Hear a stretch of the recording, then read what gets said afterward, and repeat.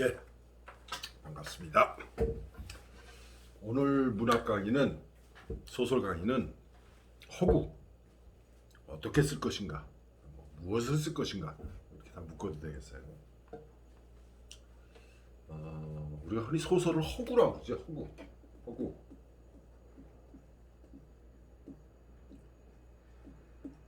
허구. 영어로 얘기하면 이제 픽션이라고 그러죠. 허구다. 허구. 이 허구를 이제 반대말을 쓰면 사실 이렇게 된다. 사실. 그런데 꼭 기억하세요. 우리가 허구라는 말을 흔히 거짓말이라는 뜻으로 많이 씁니다. 거짓말. 그런데 우리 지금 같이 공부하는 소설과 관련지었을 적에 우리가 허구라는 말을 쓰면은 그것은 거짓말이라는 뜻이 아니에요. 그러니까 이 허구는 소설을 이야기할 적에 허구라는 것은 거짓말을 뜻하는 것이 아니라 어떻게 구성상의 이 구성상의 플롯을 이야기해요. 그래서 오늘 말씀드릴게요. 허구, 플롯 이것하고 관련지어서 무엇을 어떻게 어느 정도까지 쓰느냐 이걸 말씀드리려고 해요. 항상 이 소설 얘기할 적에 특히 단편 소설 얘기할 적에 제가 예를 드는 작품이 두 작품인데 하나는 김동인의 감자, 또 하나는 이효석의 메밀꽃 필무렵. 오늘은 김동인의 감자를 가지고 구성, 어떻게 쓸 것인가, 무엇을 쓸 것인가, 그리고 플롯 이런 거 이야기를 하겠습니다. 대부분의 그 습작하는 사람, 소설 창작 초보자들이 이제 소설을 쓰라 그러면은 굉장히 하고 싶은 말이 많은 사람들이 많아요. 별의별 거 다 써요. 비근한 예로 우리 일기 쓰는 거를 생각해 봅시다. 일기를 쓰면은 우리가 일기는 하루 동안에 일어난 일이잖아요. 그런데 여러분들이 일기 쓸 적에 아침에 눈을 떠서 이빨 닦고 뭐 세수하고 옷 입고 아침밥 먹고 뭐 옷은 뭐 입고 양말은 뭐 신고 어떤 색의 무슨 셔츠를 입고 뭐 신발은 뭐 신고 그거 다 쓰나요? 그걸 만약에 아침에 일어나서 밤에 잠들 때까지 일거수일투족 말한 거 생각한 것까지 다 쓴다면은 대하소설 되겠죠. 그럼 일기는 어떻게 써요? 그날의 가장 핵심적인 일, 그날 일어난 일 중에서 그날 자기 자신이 겪은 것 중에서 꼭 기억할 만한 것, 아니면은 꼭 벌어진 일은 아니더라도 그날 생각한 주요한 어떤 사고라고 할까, 상념이라고 할까, 사유라고 해도 되고 그런 걸 쓰는 게 일기예요. 소설도 마찬가지예요. 소설이라고 해서 그 소설 속의 어떤 사건을 서술하면서 1부터 100까지 다 서술하는 게 아니에요. 무엇을 서술해요? 소설을 내가 왜 쓰는가? 주제의잖아요, 주제. 그 주제의식하고 연결되는 의미 있는 것들만 기록하는 거예요. 그것만 서술해 주는 거예요. 그것을 설명하려면은 제가 이렇게 말로 설명하는 것보다 제일 좋은 게 작품을 읽는 게 제일 좋겠죠. 혹시 기억 못 하시는 분이 있는지 모르겠는데 여러분들 몇 년도에 고등학교를 졸업했는지는 모르겠지만 대한민국의 정규 교과 과정을 이수한 사람이라면은 김동인의 감자는 다 읽으셨을 거예요. 네? 그래서 김동인의 감자를 예를 드는 거예요. 자, 여기 좀 비춰주시겠어요? 김동인의 감자를 줄거리를 이렇게 쭉 볼까요? 줄거리를 따라가면서 그 에피소드만 이렇게 발췌를 해봅시다. 에피소드만. 줄거리, 소설의 김동인의 감자에 나오는 줄거리를 에피소드별로 구분했어요. 예. 첫 번째, 복녀는 가난은 하지만 정직한 농가에서 규칙 있게 자라난 처녀였어요. 15살에 80원에 팔려 호랍에게 시집을 갑니다. 게으른 남편 때문에 소장농, 막벌이, 행랑살이를 거쳐 거지가 되어 평양 칠성문박 빈민굴로 쫓겨나죠. 들어왔어요. 그 빈민굴에서도 복녀 부부는 제일 가난하게 지냈어요. 왜? 남편이 게을러가지고. 그죠? 근데 마침 그때 기자며 솔밭 송충이 잡이에 지원하여 일을 하다가 감독하고 간통을 하게 되죠. 얼떨결에 그렇게 된 거예요. 근데 그 일로 그녀의 인생관과 도덕관이 바뀌죠. 그녀는 거지에게까지 매음을 하며 그리 궁하게 지내지는 않게 됐어요. 부자가 됐죠. 거지굴 속에서.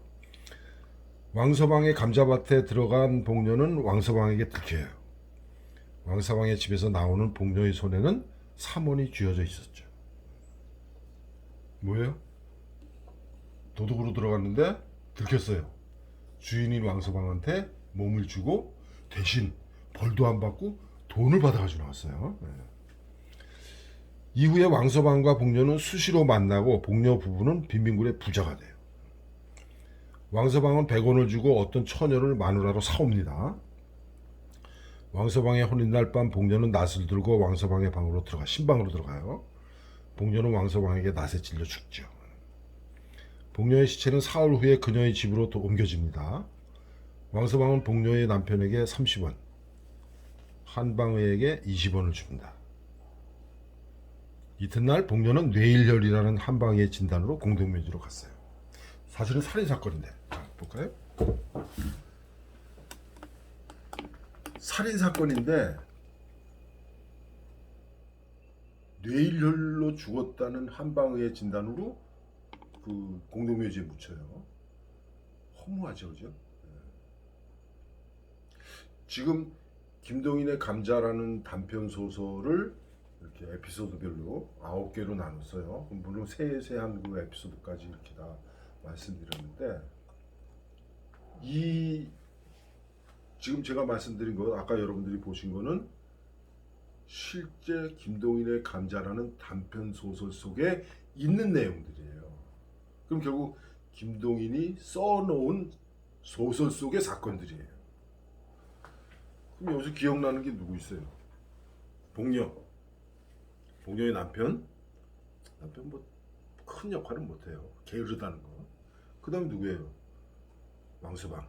물론 왕서방 전에 송충이 잡이 감독이 있었겠죠. 그 다음에 한방의, 그죠? 인물이 이렇게 딱 드러난 인물이 몇 명 안 돼요. 그러니까 단편 소설에서 인물은 손에 꼽아요. 그럼 여기서 핵심적인 인물은 누구예요? 그렇죠, 복녀.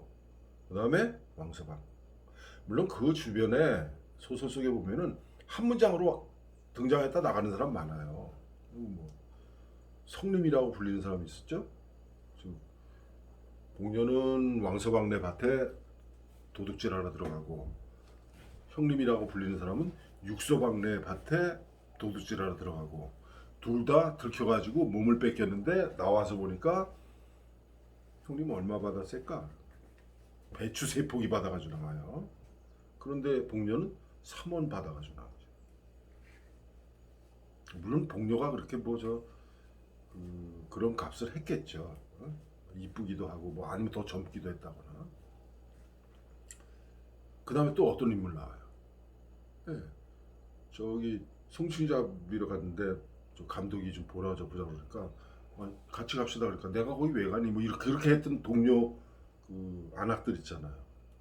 그 다음에 저기 거지굴에서 살면서 거지한테도 몸을 파잖아요. 그럼 그 상대가 됐던 거지들도 나오고, 그 여러 인물이 나오지만 사실 이 소설 속에서 핵심적인 거는 두 사람이에요. 왕서방하고 복녀하고. 사건 간단해요. 사실은 엄밀하게 얘기하면은 이 작품 속에 서술되어 있는 시간은 복녀가 태어나서 죽을 때까지의 이야기예요. 그런데 이 소설 속에서 말하고자 하는 것은 복녀라고 하는 여인이 죽음에 이르는 과정이에요. 그러니까 복녀라는 여인이 죽음에 이르는 과정과 관련된 얘기 외에는 다 빼버린 거예요. 복녀가 산업공상의 둘째가 신분으로 볼 적에 산업공상 이때까지만 해도 아직도 신분 그런 사회가 그런 게 있었으니까 산업공상의 농에 해당하는 두 번째 가는 그런 조금 어려서부터 도덕관념도 있고 이런 여자였는데 가난 때문에 80원에 팔려가고 그리고 남편도 게으르고 그러니까 결국 칠성문 밖으로 쫓겨오고 평양에 칠성문 바뀌면은 여러분 소설 읽은 사람들 기억할 거야. 칠성문 밖이 어떻게 생겼는지 그 소설 속에 나오나요? 한마디 언급도 없어요. 그냥 칠성문 밖 이렇게 됐어요. 거지굴이에요. 그러면 칠성문 밖이라고 하는 것은 뭐냐면 그때 당시로 치자면은 평양이에요. 한양으로 치면 뭐냐면 시구문 밖이에요. 한양에 성이 있잖아요. 사대문 있잖아요. 그 사대문은 사람들이 출입하는 거고 따로 문이 하나 있어요. 그 문은 뭐예요? 한양에서 죽은 시체가 나가는 구멍이에요. 그거는 시구문이라고 그랬어요. 평양의 칠성문이 그런 거예요. 그러면 시체가 나가는 그 문 밖에 누가 살겠어요? 누구겠어요? 가난한 사람들이 거지들이죠. 평양의 칠성문 밖은 거지들이 사는 곳이에요. 그러면 산업공상의 농에 해당하는 여자가 결국에는 시구문 밖에 저 칠성문 밖에 거기서 산다. 거지굴에서 산다. 그만큼 이제 가난하게 됐다는 거죠. 왜 그렇게 됐을까? 원래 가난했고 가난한 남편 만났는데 이 남편이 또 게으르고 뭐 안 되죠. 거기서 송충이잡이가 있어가지고 송충이잡이 지원했어요. 가서 뭐 돈 몇 푼 받으니까 요즘도 저 마을에 그런 것들 있죠. 근데 감독이 예쁜 안악들 불러다가 지 욕심 채웠던 모양이에요. 그러면은 일 안 하고 돈 일당 딱딱 받아가는 여자들이 있단 말이야. 왜 그런가 그랬더니 알고 봤더니 감독하고 그렇게 놀아난 거지. 복녀도 거기에 낀 거예요. 근데 복녀는 그 일종의 도덕관을 도덕, 윤리 이런 걸 가지고 있었기 때문에 그런 게 머릿속에 있었죠. 그러니까 감독하고 그렇게 하고 나서 강제로 어떻게 뭐 그렇게 했겠지만 강제로 그렇게 당하면서 아이고 이제 남 죽었구나. 왜? 남편 이외의 남자하고 그걸 하면은 팍 죽는 줄 알았던 거야. 근데 해고 나니까 아니야 안 죽어. 근데 가만히 생각하니까 재미도 있어. 성에 눕는 거죠. 그래서 이제 몸을 자기가 나서서 몸을 팔아요. 거지들한테도 몸을 팔아요. 그러다가 망소방네 들어갔다가 자 여기서 송충이잡이 하러 갔을 적에 그 송충이잡이를 하는 모습, 송충이잡이를 어떻게 하는가, 그 다음에 복녀가 그 송충이잡이 감독하고 그 관계를 맺을 적에 어떻게 움직였는가 이거 나와요? 그런 거 안 나와요. 그런 거 안 나와요. 송충이잡이 하는 모습들, 송충이잡이 하는 사람이 몇 명이 모였다거나 그 산기슭이 어떻다는가, 소나무가 어떻게 생겼다거나 그런 거 여기 아무 필요가 없는 거예요. 무슨 얘기인지 아시겠어요? 어쨌거나 그런 다음에 배추밭에 갔다가 감자밭에 갔다가 서리하러 들어갔다가 걸려요. 그 왕서왕이 주인이었는데 그 왕서왕이 내 인연 너 훔치러 왔구나 이 도둑년 이러면서 뭐 좁혔어요? 그런 장면 안 나와요. 그냥 들어갔다 나올 적에는 돈 4만 받아가지고 나왔다. 걸렸어요. 걸렸는데 어떻게 왕서왕이 지 욕심 또 채운 거죠. 채운데 해보니까 왕서왕도 기분 좋으니까 그냥 돈 3만 줘서 보낸 거예요. 그걸 계기로 이제 왕서왕하고 이제 단골 손님 된 거죠. 그러면은 왕서방네 감자밭에 서리하러 들어갔을 적에 어떻게 들어갔다는 거 나와요? 그 밭이 어떻게 생겼다는 게 나와요? 왕서방한테 당할 때 그 방이 어떤 모습이었다는 거 나와요? 안 나와요. 소설 속에 그런 거 하나 언급이 없어요. 왜 그럴까? 복녀가 죽음에 이르는 과정 속에 아무 도움이 안 되니까. 제가 왜 이런 말씀드리냐면은 소설 창작하는 그 습작기에 있는 사람들이 어떤 쓰고 싶은 게 있잖아요. 그걸 쓰면서 베라벨 얘기를 다 동원을 해요. 아까 일기 쓸 적에 아침에 일어나서 눈 뜨고 눈 비비고 그리고 눈 개슴츠레해요. 저는 눈곱 뜨면서 화장실 가가지고 이빨 닦고 치약은 몇 미리 짜고 아래 위로 몇 번 흔들고 뭐 그거 다 써요? 그거 뭐 했어? 아 물론 어떤 것을 쓰려고 의도를 했다면은 그런 숫자까지도 써주면 좋겠죠. 그런데 일반 독자들은 따라가는 게 달라요. 결국 주제와 관련된 것 이외의 이야기는 다 빼라. 무슨 얘기인지 아시겠어요? 어쨌거나 다시 이제 얘기를 바꿔서 그렇다면은 김동희는 이 감자라는 소설 속에서 죽음에 이르는 복녀가 죽음에 이르는 그 과정을 쭉 서술을 했는데 그러면은 그 속에서 김동인이 알고 있는 팩트는 뭐냐? 아이고 지워버렸네. 지운 게 아니라 아직 안 썼나? 아까 영상에서 얘기하느라고 그 흔히 우리가 얘기하는 팩트 그것이 소설 속에 어떻게 반영이 되는가 이런 얘기예요. 그래서 중요한 것은 실제 일어난 일하고 실제 일어난 일은 저기 소설 속이 아니라 현실 속에서요. 김동인이 살고 있었던 1920년대 초반의 평양에서 실제 일어난 일, 즉 김동인이 알았을 법한 거죠. 김동인이 알고 있었을 거. 그것이 저기 어떻게 이 소설 속에 어떻게 묘사가 되어 있는가. 그걸 알기 위해서는 지금 김동인의 감자 줄거리를 요약했는데 다시 이거 좀 비춰주시겠어요?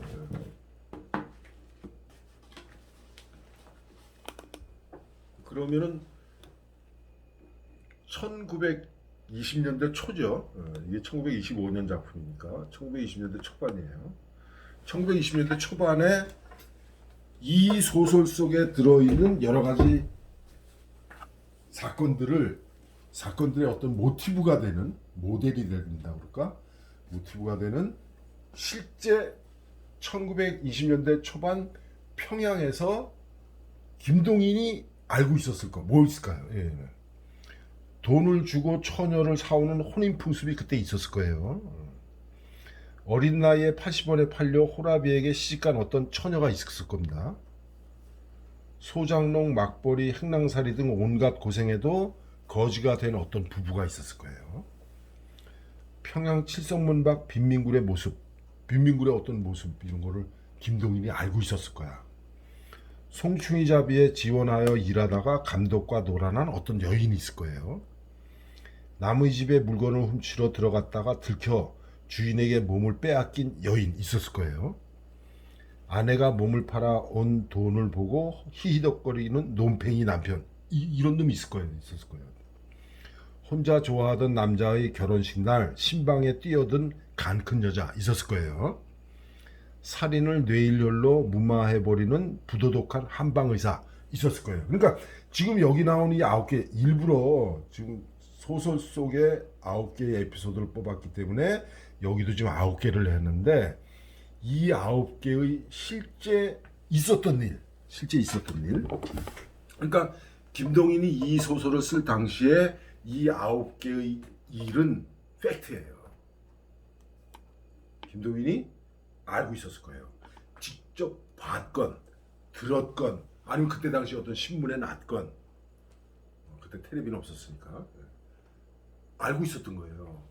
그것을 머릿속에 넣고 소설을 쓰면서 복녀라는 여인이 죽음에 이르는 과정을 써놨는데 여기 나와 있듯이 아까 여기 나와 있듯이 어린 나이에 80원에 팔려 호라비에게 시집간 어떤 처녀가 있었어요.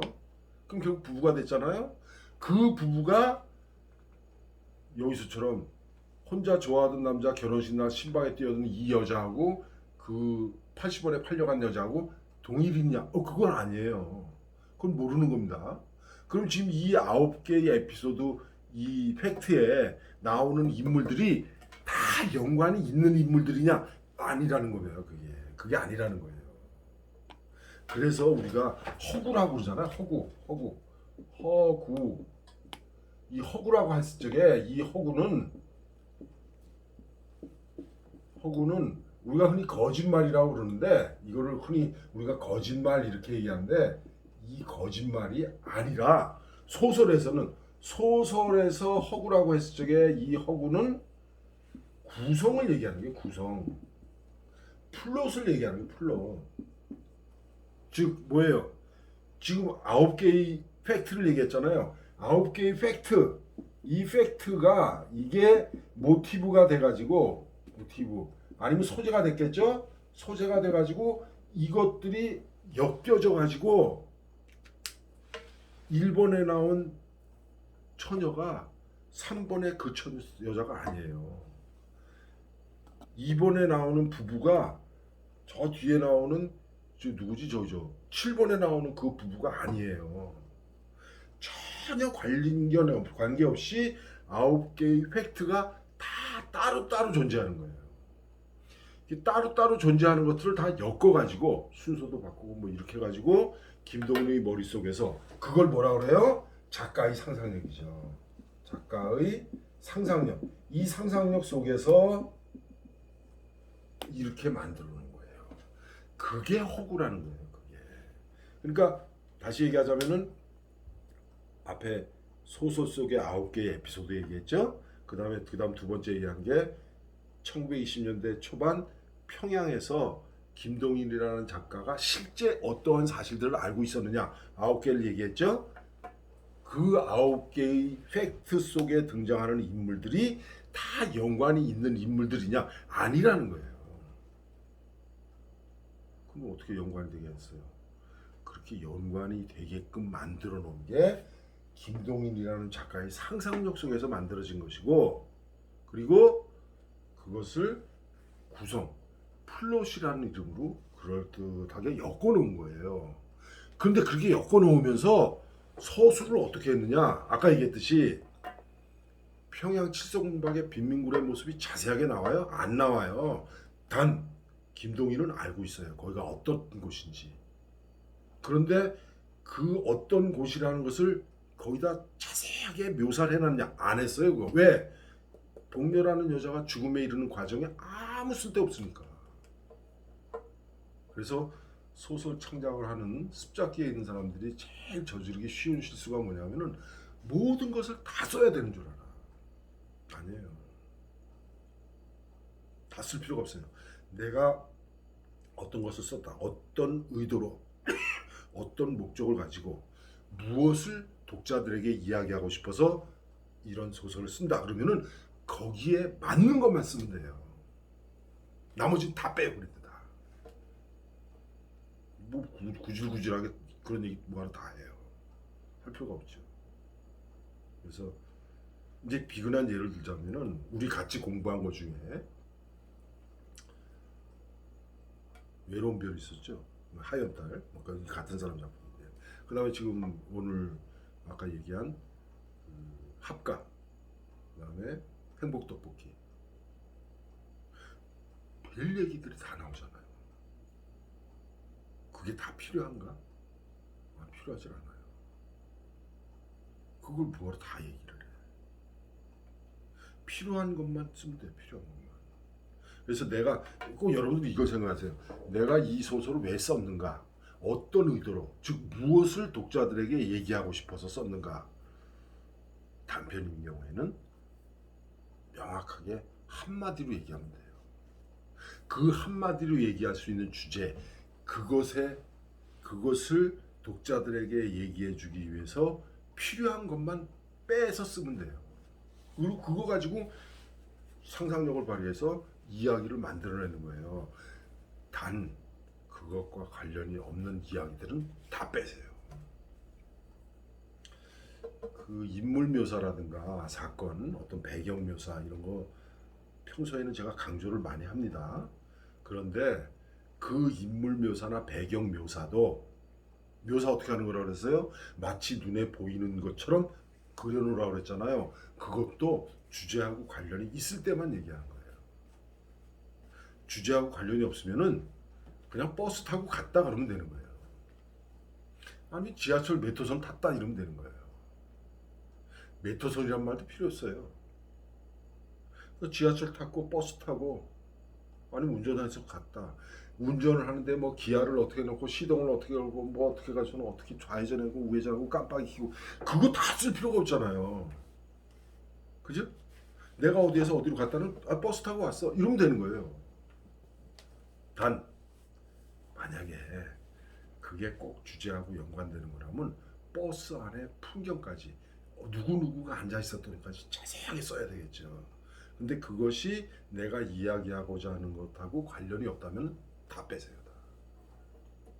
그래서 오늘 얘기한 게 뭐냐면은 김동인의 감자 가지고 왜 이야기를 하냐면은 실제 김동인이 그 시대에 알고 있었던 팩트들이 소설 속에 어떻게 변환이 되는가, 무엇으로 구성을 통해서 어떻게 허구로 만들어지는가를 이야기하려고 하는 것이고 그것에 곁들여서 그 팩트들을 100%다 쓸 필요 없다. 그것은 아까 얘기했죠. 아침에 일어나서 눈 뜨면서부터 밤에 잠자리에 들 때까지 모든 것을 다 쓸 필요가 없듯이 내가 글을 쓰려고 하는 의도, 주제의식과 연결되지 않는 것들은 다 빼라. 연결되는 것만 인과관계로 아까 저 핍진성, 필연성, 그죠? 리얼리티 그걸 갖춰서 만들어놔라. 그게 소설이에요. 그래서 소설은 거짓말이 아닙니다. 소설은 그래서 비록 허구라고 그러고 이 허구를 우리가 일상생활에서는 거짓말이라고 쓰지만 소설에는 뭐가 들어있어요? 인생의 뭐가 들어있다고 그래요? 진실이 들어있습니다. 진실 이게 들어있어요. 지금 뭐요? 우리들을 살아가는 모습, 삶의 모습이 들어있어요. 그러면은 내가 그리고자 하는 삶의 모습 어떤 모습인가? 그죠? 그 모습과 관련된 것만 쓰고 나머지는 다 빼세요. 그래서 오늘 이야기하려고 하는 거는 허구가 무엇인지를 알고 그다음 두 번째 무엇을 쓸 것인가, 무엇을 쓰고 무엇을 버릴 것인가 이거 중요한 얘기예요. 그래서 소설 창작 습작기 초보들이 저지르기 쉬운 것 다 써야 되는 줄 알아요. 내가 다방에 들어가는 장면이 나온다 그러면 그 다방을 자세하게 묘사해야 되는 줄 알아요. 아니에요. 묘사가 필요하다면 그 묘사가 필요한 이유가 있을 거예요. 그 묘사가 나중에 소설의 주제하고 어떻게 연결될지 그때는 묘사를 해야 되겠죠. 그러나 그렇지 않고 사건의 어떤 과정 속에 딱 배경이라고는 다방을 들렀다. 그럼 그걸로 끝나요. 그러면은 독자들은 어떻게 돼요? 독자들 자기 머릿속에 자기가 알고 있는 다방 모습을 떠올리는 거예요. 떠올리면서 그냥 읽어나가는 거예요. 만약에 꼭 그 장면이 필요하다 그러면은 작가가, 서술자가 그 다방의 출입문부터 문고리부터 문을 열 때 나는 소리까지 그 다음에 좌석 배치까지 정확하게 자세하게 흔히 얘기해서 그럴듯하게 그림을 그리듯이 묘사를 해줘야 되겠죠. 그죠? 그런데 그렇지 않다면은 구구절절히 다 쓸 필요 없다. 사건도 그렇고 묘사도 그렇고 서술도 그렇고 그 얘기예요. 그래서 오늘 여러분들에게 해주고 싶은 얘기는 소설 속에 모든 것을 다 서술할 필요는 없다. 그럼 뭘 서술해요? 주제와 관련된 사건, 인물, 배경 이것만 쓰면 돼요. 근데 아무튼 욕심들이 많으신 분이 많아. 욕심 많아가지고 그냥 이것도 쓰고 싶고 저것도 쓰고 싶고 그렇게 또 많이 써야 되는 줄 알아요.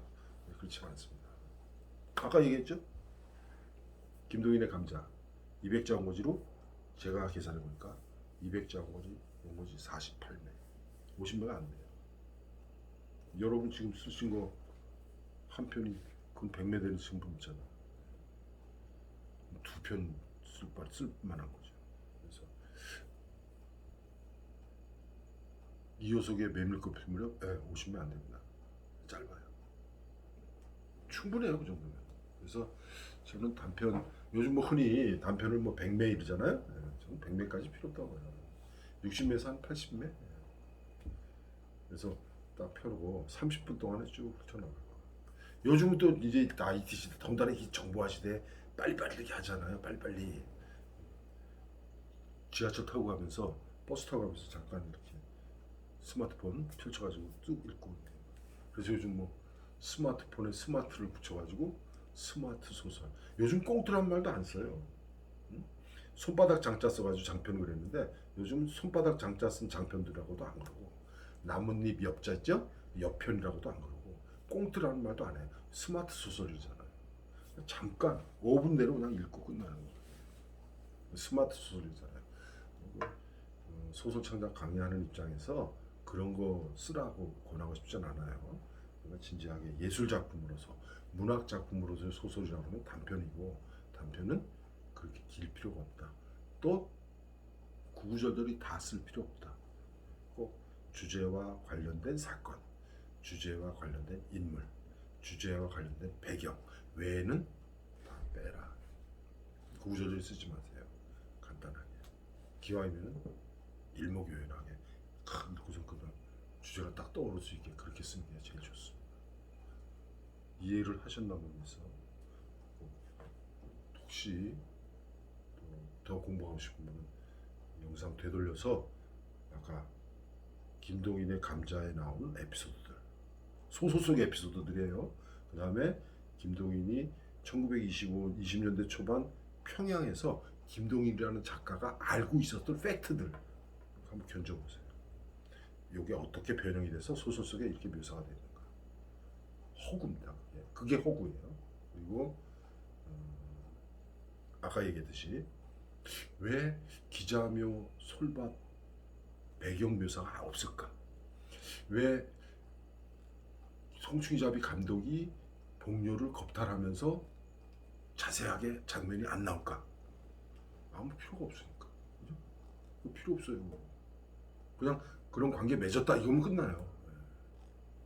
물론 영화나 찍은 그 영화 장면에서 굉장히 길게 나오지만 그런 관객들을 위해서 하는 거고 소설에서는 필요 없어요. 한 문장이면 끝나요. 그래서 써야 될 것과 빼야 될 것 구분하시고 팩트가 어떻게 소설 속의 현실로 들어가는가. 소설 속 현실과 실제 우리들의 현실 다른 거예요. 요것과 요것의 관계 작가의 상상력으로 이거를 그럴듯하게 이렇게 만들어 놓는 거죠. 그래서 아까 지웠네. 허구는 우리가 흔히 거짓말이라는 뜻으로 쓰지만 소설에서의 허구는 거짓말이라는 뜻이 아니에요. 뭐예요? 인생의 진실이에요. 그 안에 인생의 진실이 있어요. 복녀라는 여인이 죽음에 이르는 과정. 결국 뭐예요? 결국 김동인이 하고 싶은 얘기 결국 복녀라는 여인이 착한 여자였는데 주변 환경 때문에 남편 때문에 가난 때문에 이렇게 바뀌었다. 뭐 흔히 얘기해서 자연주의 작품이라고 하는데 자연주의는 뭐예요? 원인과 결과죠. 환경 결정론. 환경에 의해서 복료가 그렇게 바뀐 거예요. 자, 오늘 허구라는 것과 함께 그 용어와 함께 무엇을 쓸 것인가, 어떻게 쓸 것인가, 또 그다음에 무엇을 쓰고 무엇을 뺄 것인가 얘기를 했습니다. 영상 돌려서 김동인의 감자 소설 속 현실과 김동인이 살았던 20년대 초반의 평양의 현실 한번 견뎌보세요. 이게 어떻게 바뀌었구나 느끼시는 게 있을 겁니다. 좋은 소설 많이 쓰세요. 다음 시간에 봐요.